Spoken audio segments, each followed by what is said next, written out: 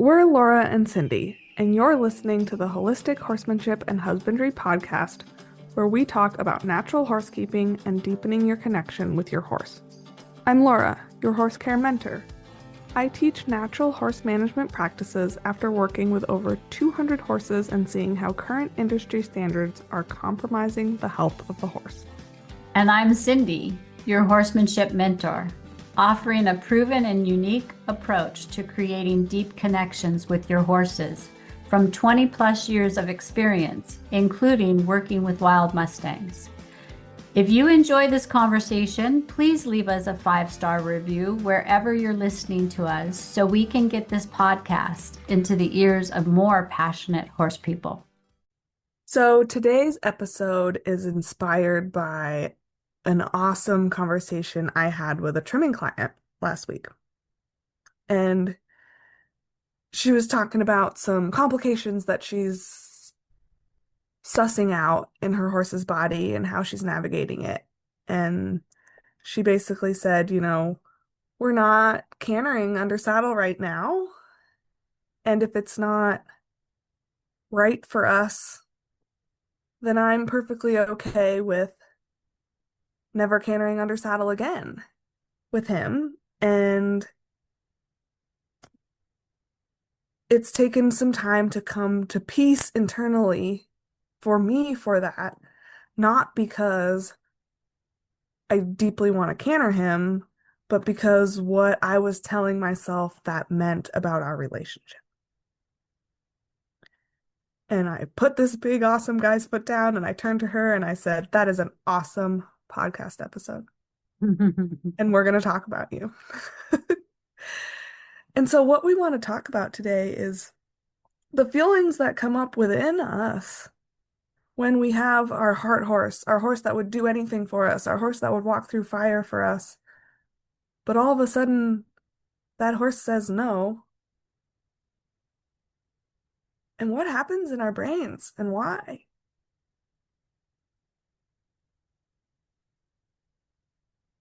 So I'm gonna interject here because what comes up to me is I don't think it's our brain Mm, as much as it's our mind, and even more so our emotional body. It's completely agree. it's Yeah. triggering something inside of us in regards to our worthiness, our adequacy, our something maybe in the past where, when you could no longer do something with somebody, it changes the dynamics, hmm and it could be nothing being triggered other than I thought we had this and now it feels like we have that. And then coming to terms with that against all of the programming that the horse world has installed around, well, if they were really your perfect horse, they would do anything for you and never question it. Yeah, And who wants a relationship like that with anybody or anything? right, right. But okay, this is good. This is kind of, really thought-provoking because those in the industry that believe if that was your perfect horse, if that was your heart horse, first of all, I question, do some of those people even understand what a heart horse is hmm to have that kind of thought going on? But I think it speaks more of how they define what a relationship means. Yeah. Meaning, like, so this woman says, well, if he was really your heart horse, then he would be willing to do anything for you. Like Laura just said, your heart horse would die for you. In a subtle way, they're actually describing to you their definition or understanding or beliefs of what a relationship is, what a heart, and I'm going to throw in soul, relationship really is. Yeah. Yeah, there's things that my husband can do for me and I know would absolutely kill himself to do for me. I mean, he's proving that by putting up all these freaking shelters, just the two of us. And he's busting his butt and coming home so sore and crawling out of bed so sore. He will do it for me, but where does my responsibility lie as the other part of the equation that says, I know you would do this for me until you collapsed on the ground like those horses in New York Yeah. or those burros in other countries that are stacked 6 feet high with a crap on their back? Mm-hmm. What kind of person or being do I want to be in that equation of the relationship? Like there's a lot that I would do for you, Laura. Yeah. And I also know that our relation is of such that you recognize my boundaries or my limitations. Totally. And you're going to go, well, Cindy, maybe we should figure a better way. Yeah. You know what I mean? Yeah. So Yeah. I love that your client is going through this because, yes, it's a great podcast because we're all about the relationship and the partnership. And it's not a one-way street. Yeah. And I think the first time you have that feeling, or honestly, even the 100th time you have that feeling of just that like connection, like, man, it's me and we can do anything. You can do anything. I firmly believe that. But it's also yours to design. Mhm. And you can say no to anything too. And when you say no to the things that you both aren't enjoying, you are protecting and preserving your relationship. You are keeping it enjoyable. You are keeping it safe. And there is no one who gets to say what you say yes and what you say no to other than the two of you. You're preserving the integrity and the trust and the connection between you and your horse. And I just want to, for those of you who don't know the depth of Laura and I, we have both been in this particular situation. Laura with MJ and her tendon and a Mhm. year worth plus. It was a year of intent, but it was a year prior and a year post. Yes. And in all honesty, it will be a lifetime. Mhm. Laura has navigated through this, and the reason MJ is as healthy and sound as she is because Laura made that the new normal, the new priority. And my heart horse RC, who was quite honestly the best horse I'd ever had. Um, I had to let him go when he was 13, but for 2 years prior to that, I watched him slip away to the equivalent of dementia. And by the time I put him down, he did not recognize me, his herd, or his environment. And it was the hardest thing I ever did. I will never forget the day that I looked him in the eyes and gave him a big hug and said, I will never ride you again. Yeah. I am going to care for you until you're ready to go join the rest of the herd in heaven. So we've been there. And what's coming up as Cindy's talking and bringing all this back for me is, um, MJ, think every being of force on that exists has not had a tear for a year and a half. And if she tears again, we're done riding. And I made that decision at her last tear, looking at her ultrasounds with her vet, looking at how much healthy tendon remained, and assessing our risks. Um, and and I will never canter her again unless she takes off. Like unless she wants to and asks and does it, and I just don't say no. I will never ask her to canter again. And there's all this up and down with this stuff a lot and hope and this and that. And it's expected and normal. And there is grief in that process. And you are allowed to feel grief. Because I have had two incredible horses in my lifetime, and both of them we've had the rug swept out from underneath us and not gotten to complete everything I wanted to. But what you want to differentiate between is grief and shame. Because if you're at a big barn and you feel like you're being judged because you're hiking with your horse instead of riding them for the 100th day in a row, you're freaking awesome. I feel so sorry for those individuals who have not opened up and allowed themselves to experience a genuine, beautiful hike or walk with their horse. Yeah. You know, you did it with MJ. Um, I learned it from having gentle baby Mustangs.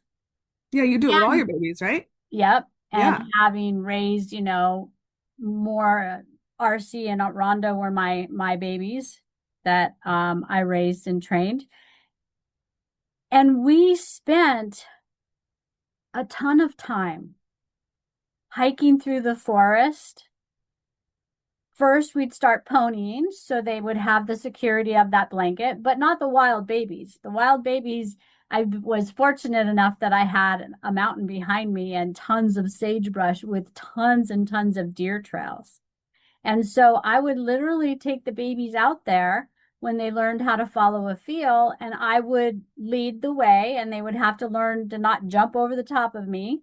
And when they got the hang of, oh, I'm following, then I would find an opening and let them pass me. And they've learned to be led from the rear, kind of like long lining. Um, and then I would let them start picking their way through the deer trails. And it was just fun to watch them problem solve, puzzle Yeah. solve. How do I get through this? Stumble a few times through a bunch of sagebrush. Um, but when those horses finally hit the trail, they were savvy. Mm-hmm. They knew how to follow a deer trail. They knew how to pick their path. But Laura said, allow yourself. And that that that stuck to me. The word allow. It almost in some ways, Laura, and interesting to see what you think about this, but in some ways, in many ways, allow is a bad word in the horse industry. Oh, whoa. Yeah. Yeah. And isn't that crazy? Because we do a lot of allowing. You and I would say a huge portion of our programs are allowing. Yeah. Allowing yourself, allowing your horse, and allowing the dance between the two of you. Yep. And allowing, when you say allowing yourself and allowing your horse, it's allowing the emotions which actually follow physical sensations to come up and be felt and acknowledged and processed. Like, is this, do I need to deal with this now? Or can I put it on the shelf and come back to it later? It's allowing your horse to take the time to figure it out, to have their emotional roller coaster up and downs, their questioning, allowing whatever shows up in the environment to be like, oh, okay, no Yeah. big deal. No big deal. We deal with it, you know? And that right there is the key to a successful trail ride. Like, I've ridden with people who think they're going to control everyone around them on a trail ride, and they don't have very successful trail rides. But Mhm. when you're like, oh, the motorcycle's going to go down the path and they're going to pass us, and we're going to allow them to pass by, and we're going to allow our emotions about that roller coaster to come to the surface and release the roller coaster. Sorry, the motorcycle. Oh, that's a much easier to handle situation than trying to flag down the motorcyclist with his headphones in and his head down who has no idea you're there and doesn't care anyway. Right. So, yeah, allowing. I'd love for all of you listening to this to take some time and ponder, what does allowing look like in your relationship with your horse? And oh God, okay, so this even goes deeper because I'm thinking of, the training barns and Yeah, yeah, the bigger populated areas where Laura and I get to have the privilege of not being in the big populated. Well, let me rephrase that. We house our horses in not largely populated, but we work in largely populated. yeah, Um, and so we see it from a different angle often. yeah. But when you ponder the concept of allowing, ponder it about yourself. Like, how much do you allow yourself to make a mistake, to not Mm-hmm. know, Mm-hmm.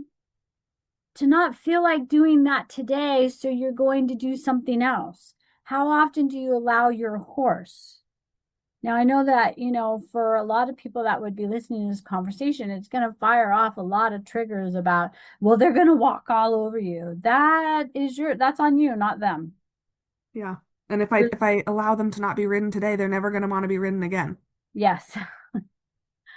But can you allow others around you to have their own opinion Mm. and not let it seep into your pores as shame, guilt, or doubt? Yeah. That's a hard one. That's a hard one for all of us. And it's not just in the boarding facility, it's in life. It is everywhere. A couple weeks ago I was introducing a Mustang who has an old injury of a broken hip. He can't hold his leg up very good for the trimming. So I'm using a grinder on him so that I can just one-handed trim him and he only has to lift his foot 2 inches off the ground and I can be super fast and in and out. And, but he's like the kind of Mustang that does not like anything human related. So if you can imagine, a grinder was not his best, most favorite thing he's ever seen.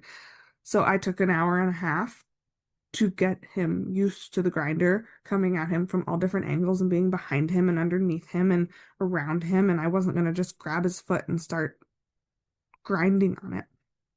And there was a farrier there with a huge truck and all the fancy shoes and a student with him and like, and they were looking at me like, what in the tarot reading crystal card fahooey are you doing over there? They pegged you perfectly, my witch friend. Like, but they were like, that is, and for a minute I felt judged. And for a minute I felt shame. And then I looked at this horse whose angles are all messed up because he struggles to stay on a schedule because it's such a big deal for him to be trimmed every time. And I was like, it's you and me, bud. There's no shame because I literally just told your mom if I can pick up each one of your feet with the grinder on in my other hand today, we're going to call it a huge win. And we're already a good chunk of the way there. So just put your head down and do what this horse needs from you. And if you're big in the online world and you're watching the hoof care world right now, there is an absolute online war about proper hoof care going on. And that's in my head a little bit when I run into farriers out in the world. And there's also a little shame around that. And what do they think of me? But at the end of the day, It doesn't matter. And also, what do I think of them? It's evil to put shoes on horses. I do think that the metal nailed on shoe is on its way out, except in very specific medical situations. We have better options. But also, I know the horse he was working on from many years ago. I know the situation that horse is in. And I know that in that specific instance, those shoes are, are keeping that horse sound so that he can be ridden today. And if he can't be ridden today, he's not going to have the life that he has right now. And he's not going to end up in a good situation. And that is an essential service. And for that, I have respect for that individual. And at the end of the day, when I was done trimming this horse, because we trimmed all four, even though the goal was just to pick him up and turn the grinder on, and I went back, he looked at me and shook my hand and had respect for me. Because although it wasn't the way he would have done it, I did the job. And the horse went away sounder and happier. At the end of the day, I don't think either one of us was either, we were curious about the other one, but I don't think we were really judging each other at any point. And so you just don't know what's going on in other people's heads. And at the end of the day, if he was a giant a-hole to me, I would have just been like, well, fine, I'm not gonna engage with you. It doesn't matter. You're there to be with your horse and do and allow what you want you and your horse's journey to be. And you can buy into and worry about the culture around you and let it infiltrate what's going on with you and your horse.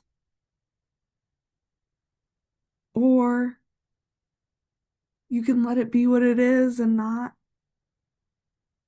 it's not so much easier to say this than it is to embody this. I'm putting that out there because if you roll your eyes and you're like, but I can't, I totally get it. But it's none of your business what the people around you think about what you're allowing with your horse or yourself.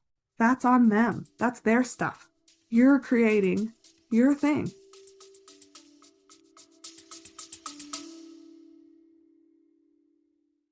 Ready to unlock true freedom with your horse? Join Unbridled Freedom, our private Facebook group for women on a spiritual journey in horsemanship. We don't fix our horses, we transform ourselves.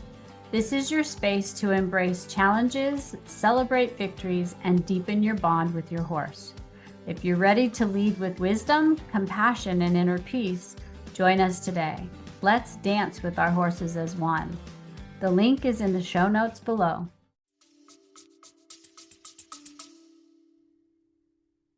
There's huge, that whole entire thing, I guess part of the theme of this podcast is allowing, because in Laura's whole description, and I would really encourage you guys, if this is resonating with you in any way, of feeling judged and feeling watched and feeling like people are thinking you don't know what you're doing and all that crap.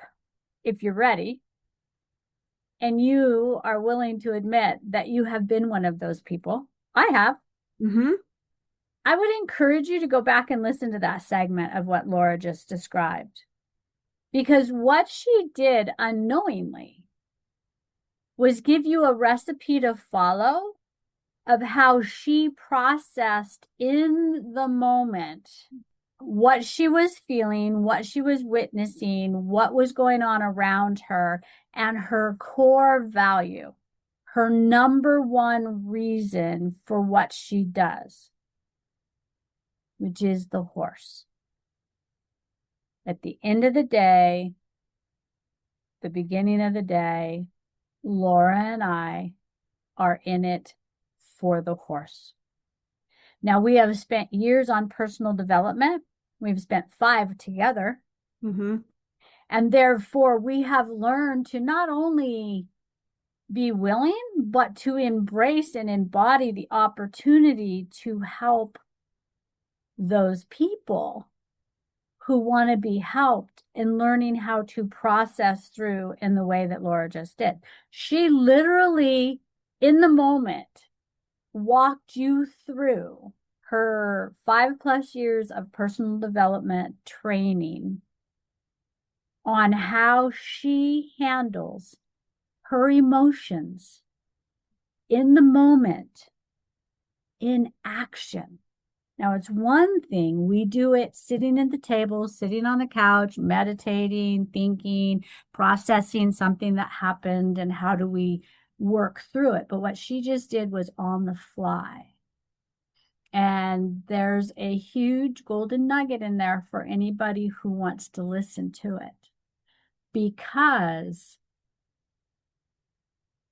she mentioned the war that's going on online. It's same in the train in the horsemanship industry as well. Yeah. There are people who are going emotions and this all this fluff about a horse's emotions and all that is just you're not doing a service to the horse. I mean, there's the garbage is everywhere. Yeah. But what she helped you unknowingly witness is that a war can only ensue when there are two active parties. Hmm. Laura felt judged in her body. She could feel the energy on her from this obviously very well trained professional that he is now doing a service to the industry of training others. So they're not just doing it in the backyard and then putting up their sign. So there's respect there. She felt that pressure and she's a newbie. But what she did, rather than get guarded or get flustered, she acknowledged it. She allowed it. She got back in her body, looked at what our number one purpose is, which is the horse, and her commitment and promise to the horse. And look at how it turned out. It turned out not only with the horse having the most positive experience he's ever had in his lifetime, free of pain and feeling better, but we had two professionals in an industry doing very different things, turn around, acknowledge one another, and shake hands. That, my friends, is what is not only going to change the industry and the world of horses, but it's going to change the world. Because those two individuals don't just do that in their jobs. So that was beautiful, Laura. Thank you. And as somebody who loves you dearly, I am so incredibly proud of you. Thank you. I was going to say more, and it's like, no, shut up. That's Mhm. great. I am so proud of you. And Oh, did you thank you. hear her receive it? That's huge, everybody. That's hard for me. Mhm. How often do we get a compliment and go, oh, okay, da da da da da, right? Yep.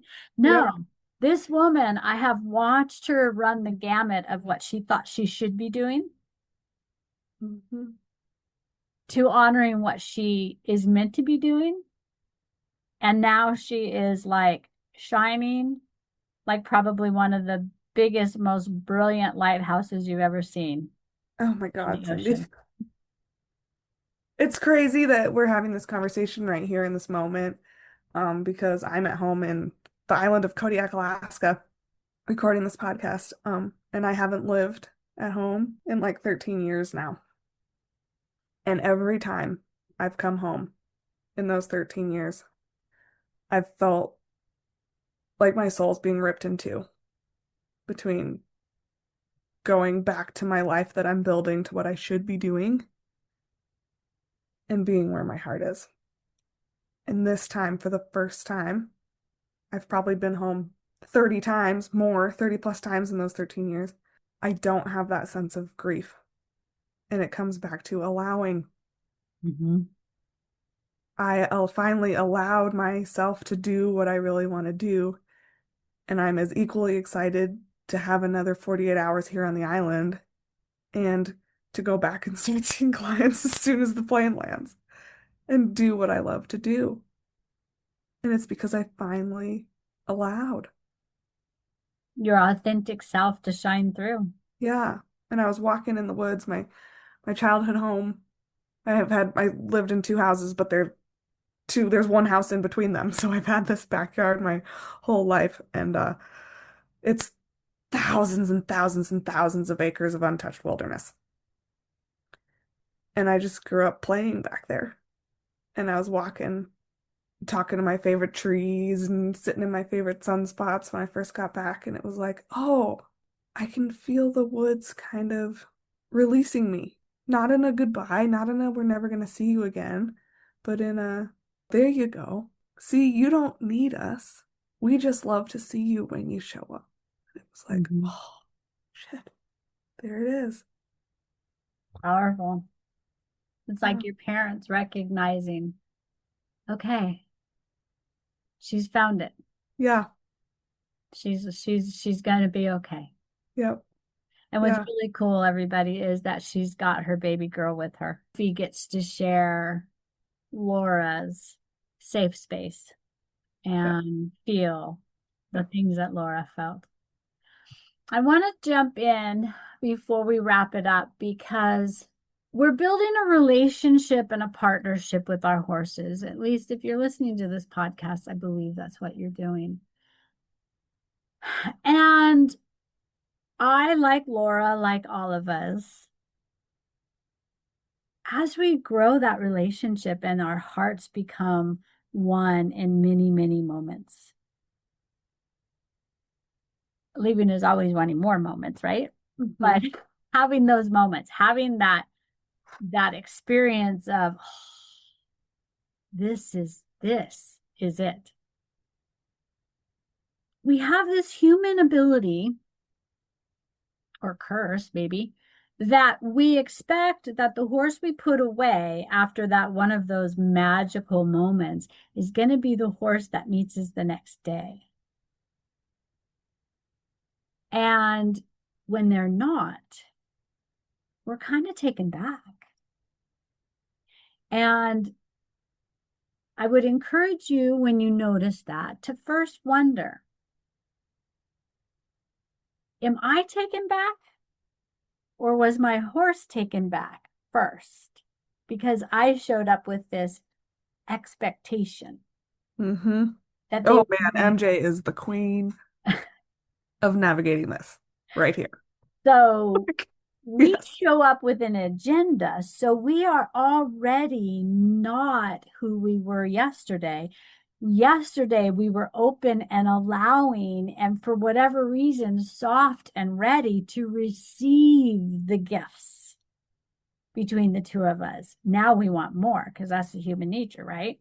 We want more. So now we show up the next day with this expectation that if I do everything like I did yesterday, which honestly, a lot of it was subconsciously, we don't even know some of the shit we did, but we're going to duplicate it. And our horses are like, could you get back in the truck?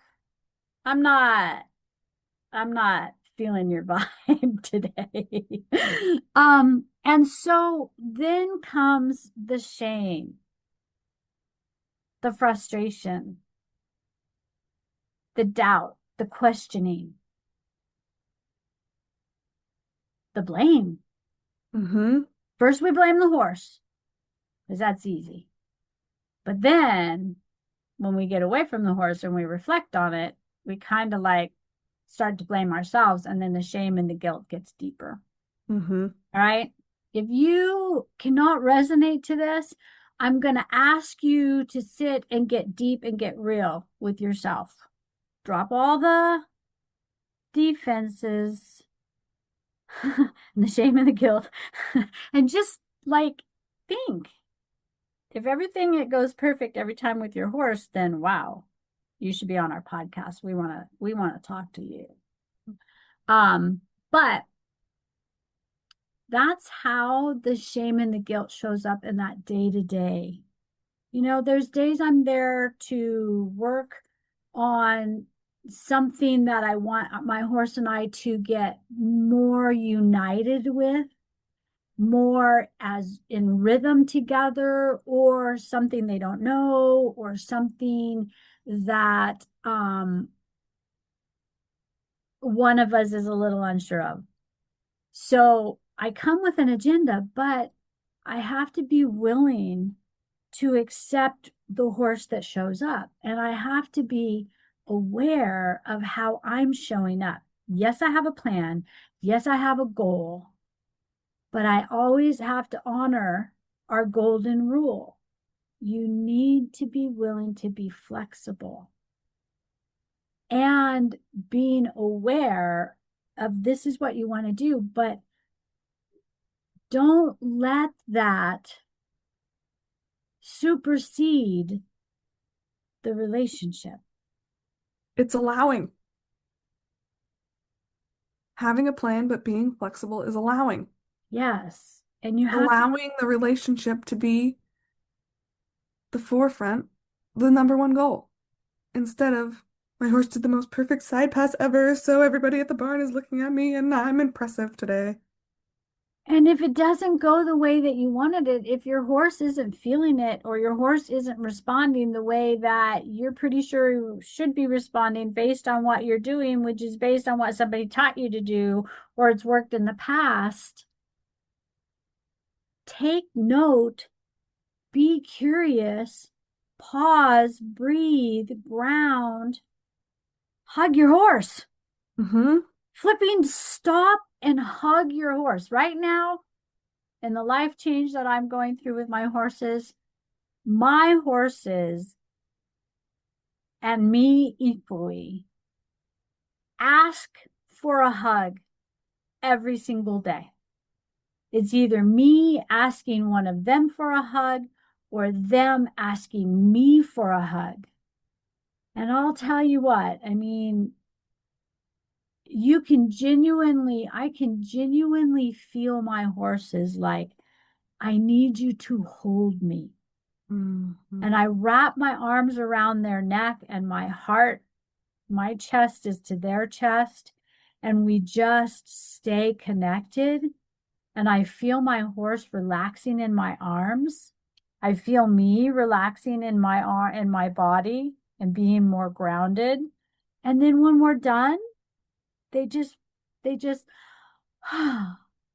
so if things aren't going the way that you think they should be going, and you're feeling that doubt and that frustration and that shame that it worked before, and I've tried 10 times today and it's just getting worse, hopefully, after one or three times, stop and hug your horse.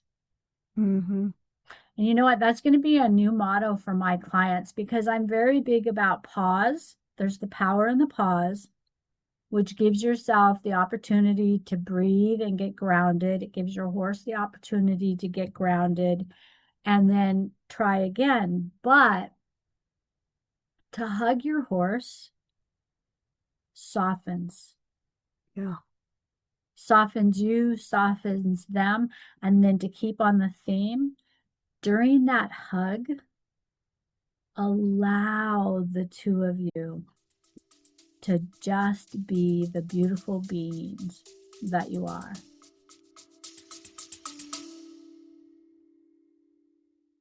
Let's pause for a moment. Have you ever looked at your horse and wondered if they're thriving in your care? Is there more you can do to give them the best life possible? Most ranches and boarding facilities are set up for convenience, not horse health, but there's tons you can do to fix your horse's situation if you're willing to get creative. Join Evidence-Based Horsekeeping, my Facebook group where members learn how to improve the mental and physical well-being of their horses. The link is in the show notes. Yeah, this is coming back around because when you were talking about the personal development journey, what popped in my head was like,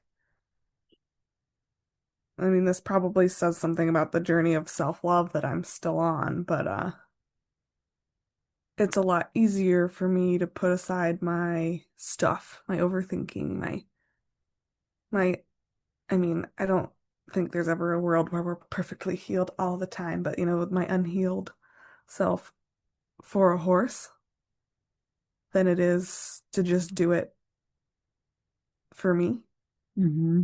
in a vacuum.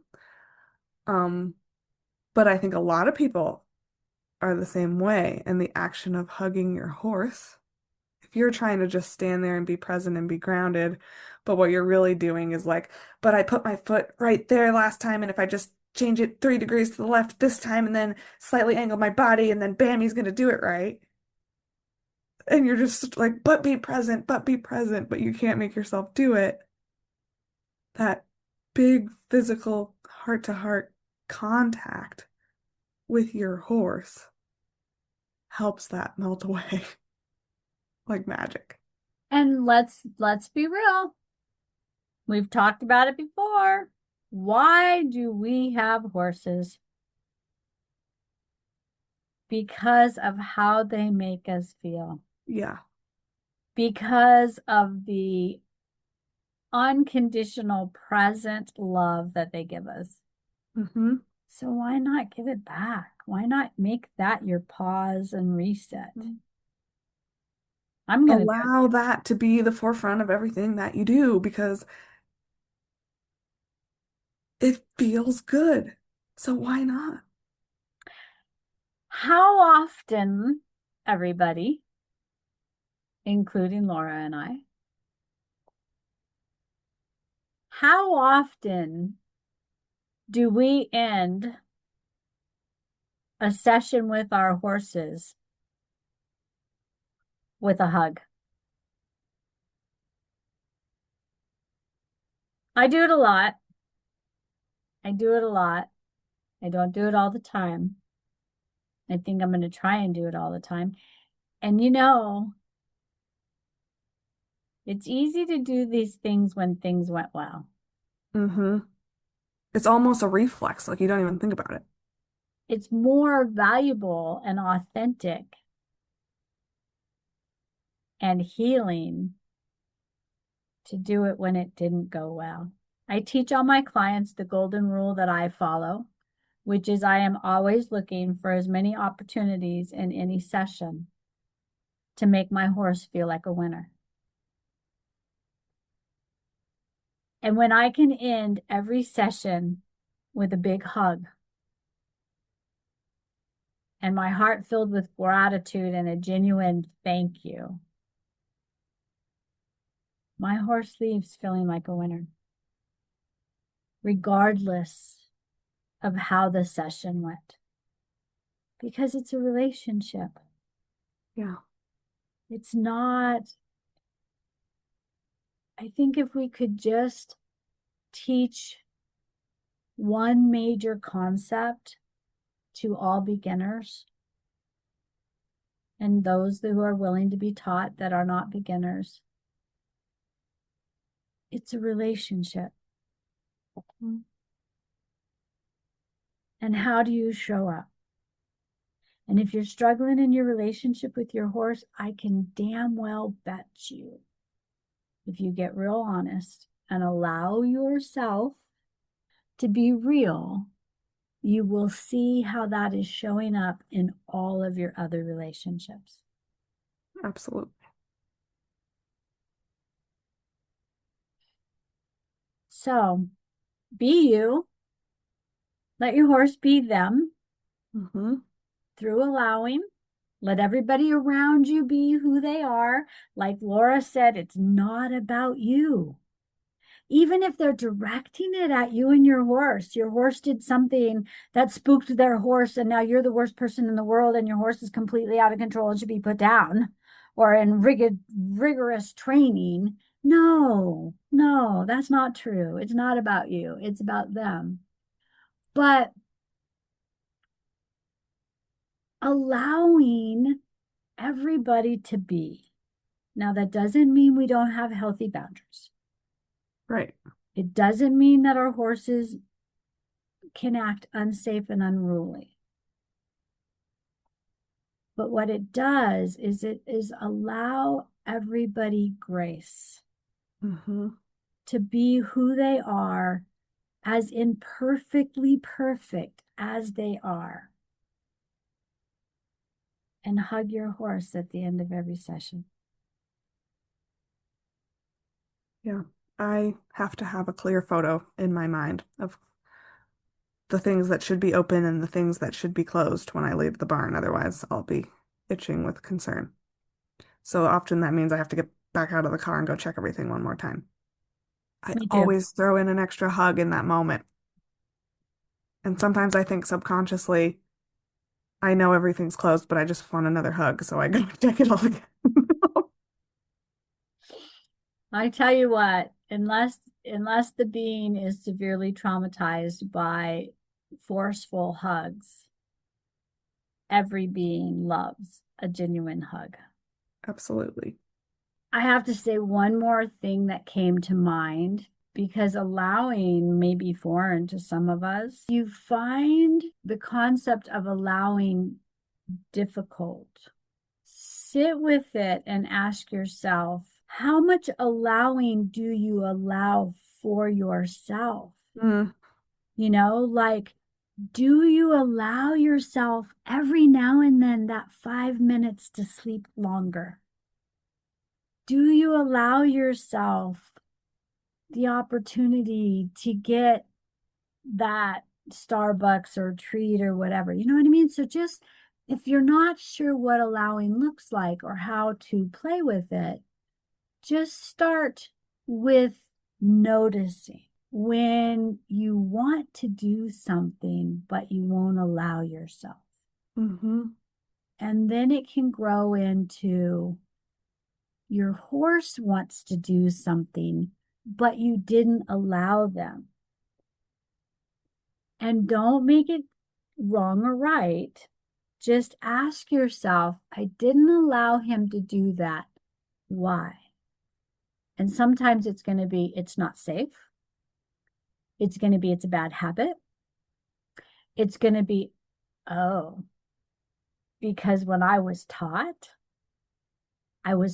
that that's not allowed. And what's coming to mind is I just read a post on one of the groups I'm in about do you or don't you let your horse eat on the trail? uh, And that'll be one that Laura and I do. That's a good one. But start to notice how allowing shows up in your world. And then I think that's a good way to start playing with it if it's hard for you to just dig into yeah, allowing more. I completely agree. And if you really want to dial that into a horse perspective, like notice the rules that you have for your horse and ask yourself why. Mm.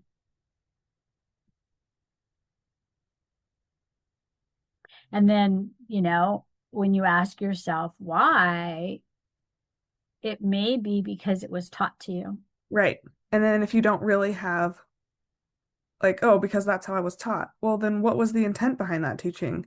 If you don't have clarity around it, then there's a investigative journey you can do within yourself of can I make this make sense? Does this sit right with me? Or was I just being a good student, but it really doesn't matter? Right. And then there's the fun what if, right? Yeah. Okay, well, I don't allow my horse to because that's the way I was taught, or I was embarrassed or shamed or whatever. Then what if I do allow my horse and allow our minds are masters at this game. Allow whatever wants to float through, go, oh, you might have some subconscious thoughts about it come up where you're like, oh, that's a good one, or oh God, that's rubbish. You know? Right. But there's a lot of fun curiosity. And, Laura and I are encouraging you to play the curiosity game, hmm become more curious.